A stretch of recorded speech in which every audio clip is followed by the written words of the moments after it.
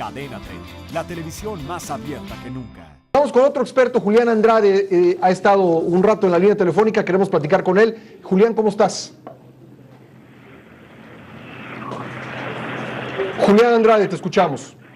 ¿Qué tal, Pascal? Un saludo. Gracias por esperarnos, un gusto. Bueno, cuéntanos, conforme se va desarrollando la información, tenemos más datos, Julián, ¿qué impresiones tienes en este momento?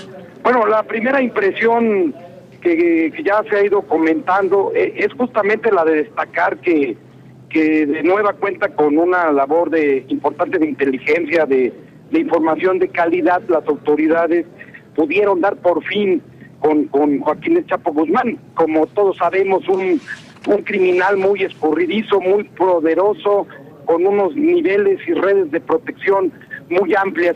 Digamos, creo que ese es uno de los mensajes importantes que da esta captura. Sí hay forma de hacerlo y hacerlo bien. Bueno, sí, estamos obviamente en espera de que esto se confirme. Ahora tenemos una serie de datos que poco a poco nos van acercando al momento de la confirmación. Estamos esperando, Julián, una conferencia de prensa que me llama la atención el lugar. A ver qué opinas tú. Se va a llevar a cabo en el hangar de la Secretaría de Marina. Uno pensaría, por antecedentes, que a lo mejor ahí vamos a ver a los detenidos. Podría ser.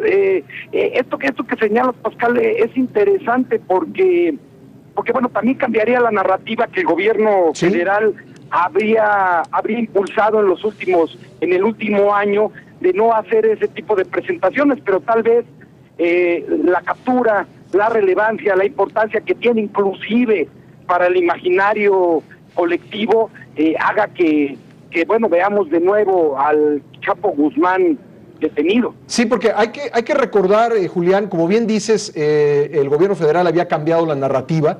En el gobierno anterior hubo un verdadero desfile de presuntos culpables, muchos de los cuales pues eran arraigados y después ya no eran procesados porque no había los elementos para consignarlos, y el gobierno había decidido, y con base incluso en razonamientos jurídicos, que se violaba el debido proceso al presentar a personas presuntamente culpables ya como culpables. Había cambiado esta narrativa, pero a lo mejor estamos a punto de ver materializarse ese cambio. También hay que recordar que cuando fue muerto Heriberto Lascano, líder de los Zetas, pues el cadáver desapareció y no hemos sabido hasta ahora, no hemos podido verlo. Entonces siempre quedó la duda de si se le detuvo o no se le detuvo, y creo que presentar ante las cámaras a un personaje del tamaño de Joaquín El Chapo Guzmán pues va a ser un cambio de narrativa, pero también una imagen muy poderosa si es que la vemos. Sin duda, y yo añadiría una cosa, Pascal, que también me parece importante. Sí. El Chapo Guzmán es un prófugo de la justicia. Sí. El Chapo Guzmán fue sentenciado. Claro. Digamos que no entra no es un presunto de la presunción, no. Sí. A lo mejor hay presunción sobre todos los delitos que cometió en los últimos 10 años, 15 años, en fin. Pero los que había cometido antes, él estaba cumpliendo una condena. En ese caso es distinto. Y vuelvo al otro que apuntabas, que para nuestro país además es muy importante. Por regla general nos quedan dudas.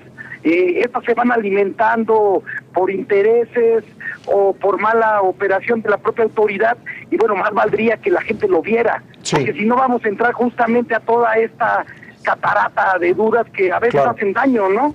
Sí, sin duda, hacen mucho daño. Hemos visto, yo creo que las dos cosas, los dos fenómenos, la exageración en la presentación de presuntos culpables, y aquí recojo nuevamente lo que tú dices. Joaquín El Chapo Guzmán no lo es un hombre ya sentenciado, y es un hombre ya sentenciado quien está cumpliendo sentencia. Seguramente se le agregarían delitos cometidos desde su escape de Puente Grande, pero también hemos visto por el otro lado la creación de mitos en torno a la detención o no detención de personajes.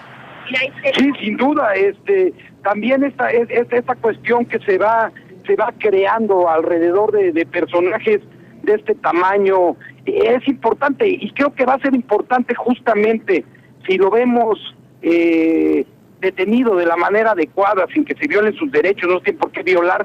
También es un mensaje de que, bueno, tarde o temprano las cosas acaban como es de esperar que acaben en un Estado de Derecho. Pues muy bien, Julián Andrade, tú tienes una pregunta. Julián, nuevamente te saluda Talo Mata, buenas tardes. Oye, ¿qué era lo que impedía tu forma de ver anteriormente la captura de este capo, del Chapo Guzmán? Sabemos que, bueno, él se escapó de Puente Grande, pero ¿qué? Pasaron varios años en los que pues la autoridad únicamente y simplemente no podía capturarlo, no lo ubicaba. Mira, creo que la diferencia está justamente en el énfasis en los trabajos de inteligencia sobre los trabajos de contención y de enfrentamiento directo al crimen. Pero creo también, me parece que es importante dejarlo claro, que seríamos injustos al decir que no se hizo nada para capturarlo. Tenemos información de intentos de captura, de grupos creados justamente para dar con él, y que por mala fortuna pues no lo pudieron hacer en el pasado. Yo diría, seamos cautos para atrás.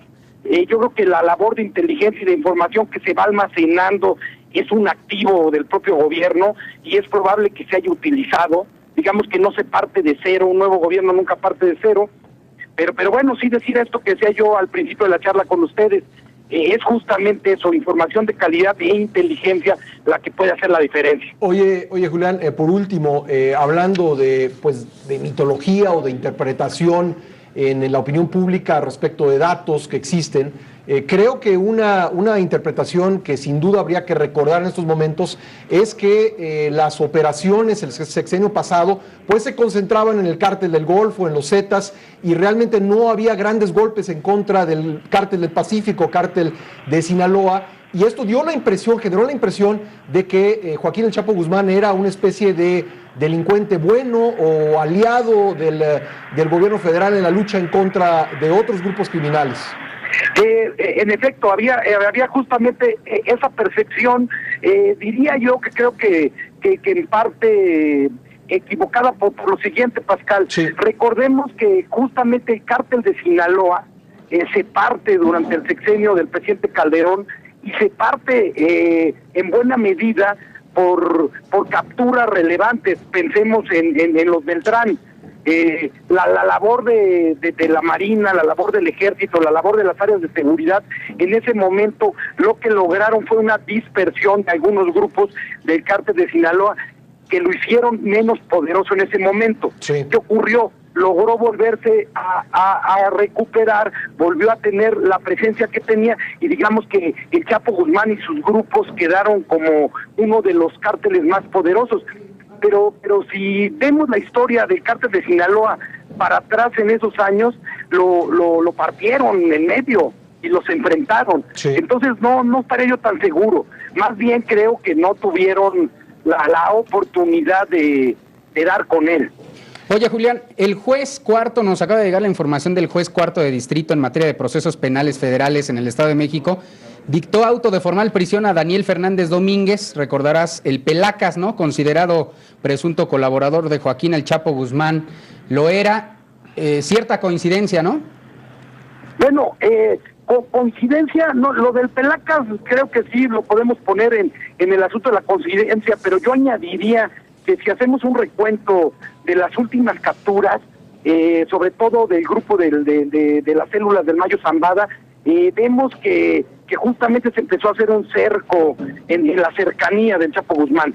Digamos que al detener al jefe de seguridad del Mayo Zambada, lo que se hizo es romper la estructura de seguridad del cártel, porque el Mayo Zambada en gran medida también tiene función de protección del Chapo Guzmán. Entonces, sí, digamos que estas capturas, toda captura de un capo relevante, bueno, proporciona información que con el tiempo conduce a una captura. Bien, Julián Andrade, pues muchas gracias por estos minutos. Te pediría también que nos mantuviéramos en contacto para seguir analizando la información conforme va llegando. Yo les mando un gran abrazo y estamos al pendiente. Suscríbete a nuestro canal de YouTube para que siempre estés informado de las últimas noticias de México y el mundo. Empieza ahora mismo dándole clic a estos videos.